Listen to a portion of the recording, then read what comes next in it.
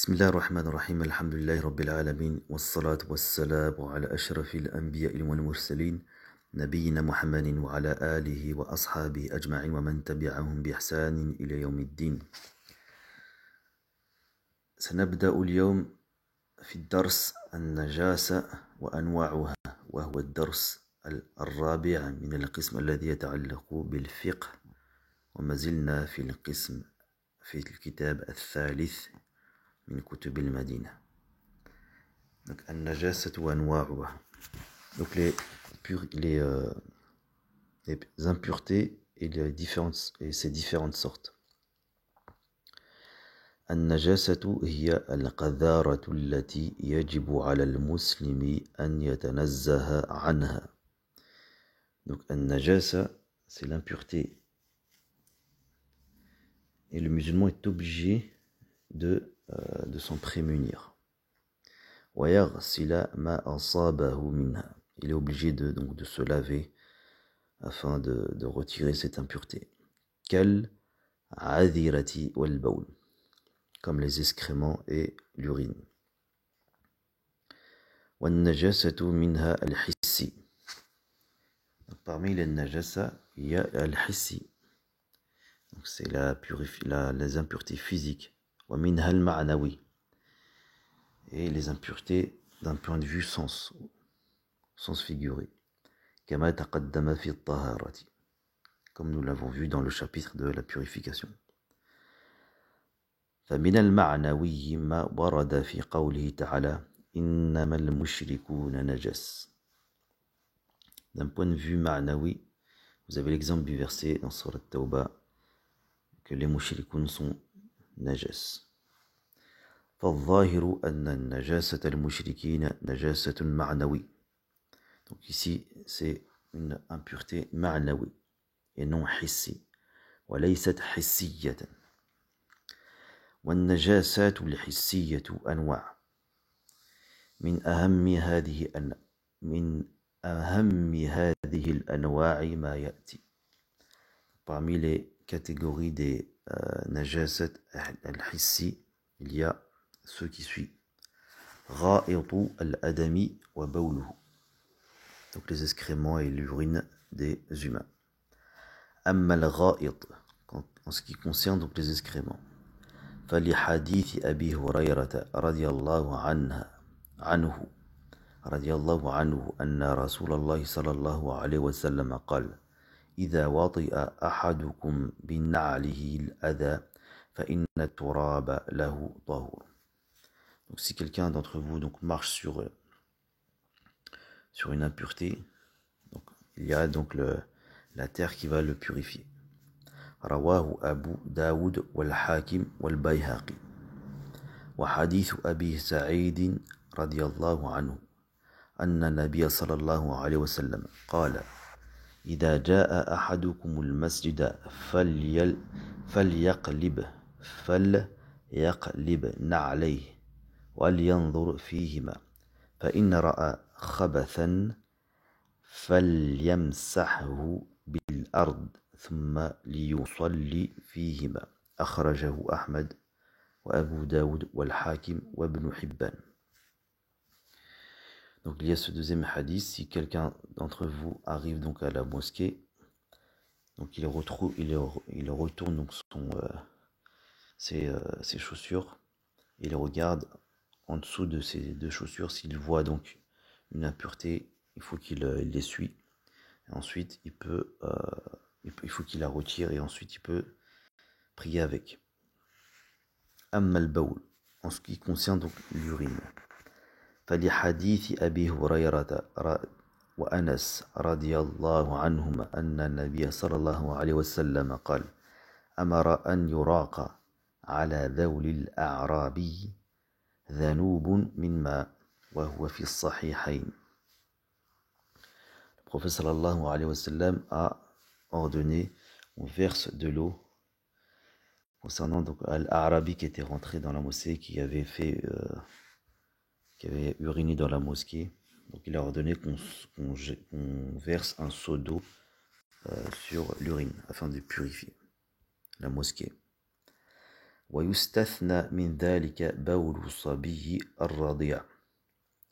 Et on fait exception donc de l'enfant qui est donc qu'on allait.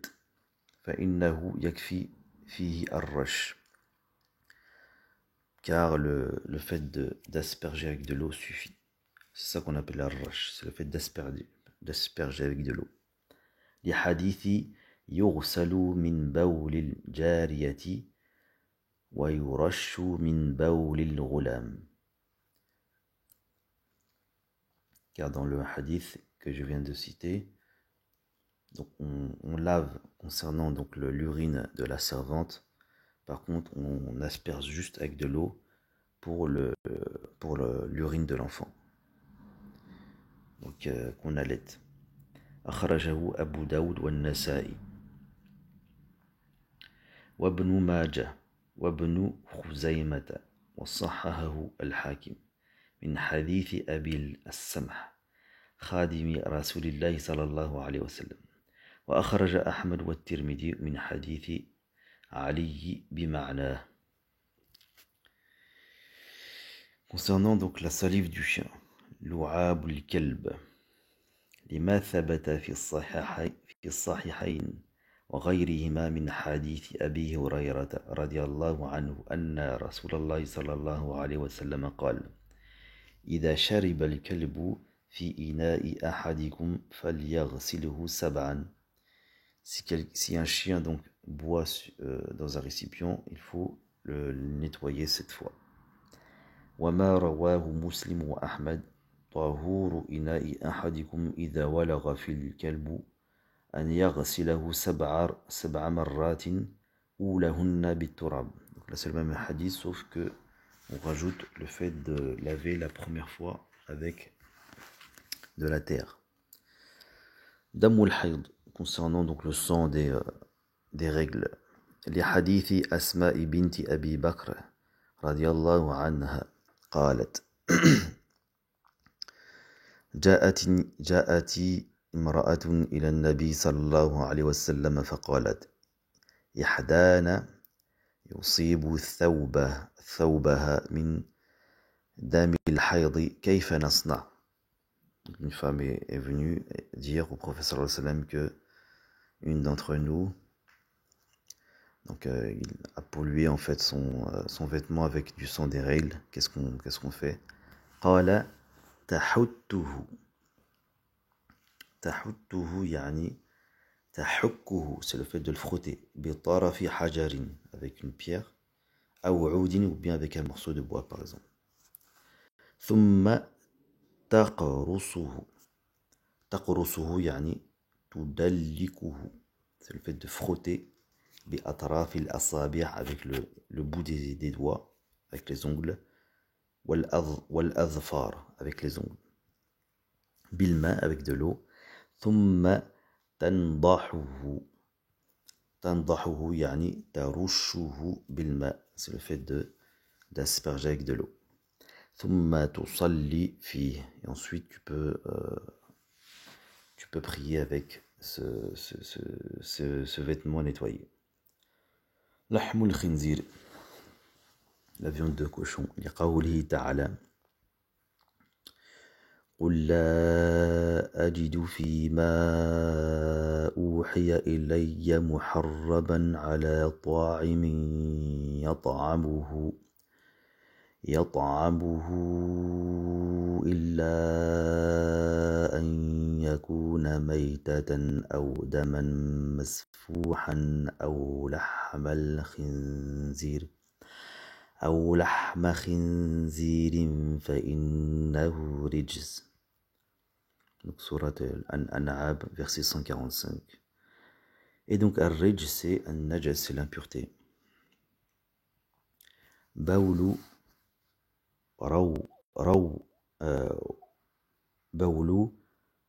warawthu ma la yu'kalu lahmuhu. L'urine et donc les excréments des bêtes qu'on ne mange pas. Donc tout ça c'est najis. لحديث ابن مسعود رضي الله عنه قال Donc là, on sous-entend que l'urine et les excréments des bêtes qu'on mange, ce n'est pas najis. L'urine, par exemple, de la vache, les excréments de la vache, vu qu'on mange la vache, ce n'est pas une impureté pour la prière. Donc, لحديث ابن مسعود رضي الله عنه قال: أتى النبي صلى الله عليه وسلم الغائط فأمرني أن آتيه بثلاثة أحجار فوجدت حجرين. Donc, hadith de Ibn Mas'ud qui a dit donc on est venu que le professeur Sam est venu. قال النبي صلى الله عليه وسلم أتى النبي صلى الله عليه وسلم الغائط. Donc il a fait ses besoins et donc il a ordonné qu'on lui donne 3 pierres. فوجدت حجرين. Donc il a trouvé 2 pierres. والتمست الثالثة فلم أجده. Donc il n'a pas trouvé une troisième. Par contre فأخذت روثة فأتيته بها. Donc il a trouvé un morceau un excrément sec. D'accord. فأخذ الحجرين وألقى الروثة. Il a pris les 2 pierres, le prophète sallam, mais par contre il a rejeté l'excrément sec. وقال هذا رجس. Donc ça il a dit que ça c'était une impureté. رواه البخاري وابن ماجه وابن خزيمة وزاد في رواية إنها ركس إنها روثة حمار. Ça c'est un morceau d'excrément d'âne. Donc ça c'est une impureté. Donc تطهير ما أصابته النجاسة. Comment se purifier de ça? Donc bien sûr, hein, faut prendre des cours de fiqh pour voir en détail. Là, c'est vraiment juste pour voir le vocabulaire du fiqh. Okay. تطهير البدن والثوب. Donc comment purifier le corps et les vêtements. إذا أصاب بدن الإنسان أو ثوبه نجاسة وجب غسلها بالماء. Donc si le corps ou bien l'habit est atteint par une impureté, il faut le nettoyer avec de l'eau. حتى تزول عينها, pour que on puisse éliminer le corps de cette najasa. إن كانت مرئية. Donc si on la voit toujours, فإن بقي بعد الغسل أثر يصعب زواله فهو معفو عنه. Si on nettoie et qu'il reste une petite trace, voilà, c'est toléré. وذلك لحديث أسماء رضي الله عنها المتقدم في دم الحيض. تطهير الأرض. إذا أصابت الأرض نجاسة فإنها تطهر بصب الماء عليها. S'il y a une najasa sur la terre, on la nettoie avec de l'eau. لحديث أبي هريرة وأنس رضي الله عنهما المتقدم في بول الأدم صبوا عليه ذنوبا من الماء.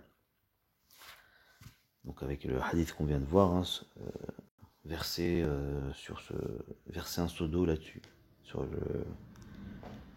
sur l'impureté.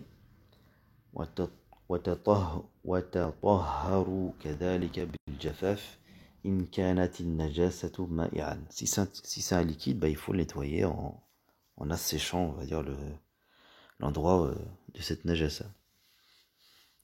وإن كان لها جرم. جرم c'est jism. Si c'est un corps, si cette najasa est un corps, فإن الأرض لا تطهر إلا بزوال عين النجاسة عنها. La terre ne sera pas purifiée tant qu'on n'aura pas enlevé ce corps de najasa. تطهير النعل. Donc la purification donc des chaussures. يطهر النعل والخف بالدلك في الأرض. On doit frotter donc la chaussure et le khuf sur la terre. لحديث أبي سعد رضي الله عنه أن النبي صلى الله عليه وسلم قال: إذا جاء أحدكم المسجد فليقلب نعليه ولينظر فيهما فإن رأى خبثا فليمسحه بالأرض. ثم ليصلي فيهما. Donc on a vu ce hadith. أخرجه أحمد وأبو داود والحاكم وابن حبان. تطهير الإناء, la purification donc du récipient. إذا أصابت الإناء نجاسة فإن كانت لعاب كلب, donc si c'est la salive de chien, فإنه يغسل 7 مرات, on le lave 7 fois, إحداهن بالتراب, une avec de la terre, لحديث المتقدم في لعاب الكلب. وإذا كانت النجاسة غير لعاب الكلب فإن الإناء يغسل حتى تذهب عين النجاسة. Si c'est pas la salive de chien, il faut nettoyer jusqu'à que la najasa disparaisse. أو لونها, ou bien sa couleur, ou bien ريحها, ou bien son odeur. أسئلة. ما معنى الطهارة في اصطلاح الفقهاء؟ ما الفرق بين كل من الحدث والخبث؟ كم قسما للحدث اذكرها؟ اذكر أقسام المياه مبينا حكم كل قسم مع ذكر الدليل على هذا الحكم. ما النجاسة وكم نوعا لها؟ ما النجاسة المعنوية؟ اذكر دليلا على ما تقول. اذكر أقسام النجاسة الحسية مستدلا لما تذكره. كيف تطهر ما يأتي؟ النعل, الأرض, الإناء والثوب. نكتفي بهذا القدر وإلى درسنا آخر إن شاء الله. سبحانك اللهم وبحمدك أشهد أن لا إله إلا أنت أستغفرك وأتوب إليك. سبحان ربك رب العزة عما يصفون والسلام على المرسلين والحمد لله رب العالمين. والسلام عليكم ورحمة الله تعالى وبركاته.